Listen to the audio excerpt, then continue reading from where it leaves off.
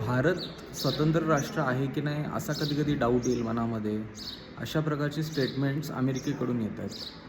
आम्ही भारताला 30 दिवसांसाठी अलाव करतोय रशियन ऑइल घेण्यासाठी. अशा प्रकारचं स्टेटमेंट अमेरिका कशी काय देऊ शकते?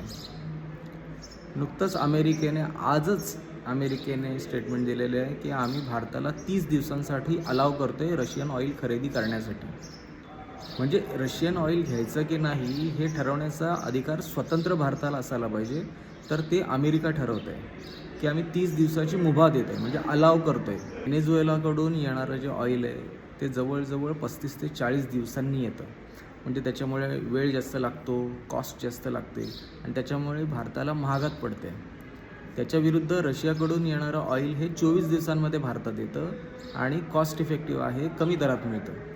आणि अमेरिका सांगते त्याच्याप्रमाणे आपण रशियाकडून ऑइल घेत नाही आहोत, जे आपल्याला स्वस्त पण पडते आणि लवकर मिळते, पण आपण व्हेनेझुएला किंवा अमेरिकन कंपन्यांकडून येणारं ऑइल घेतो आहे, ज्याला वेळही जास्त लागतो आणि पैसाही जास्त खर्च होतो.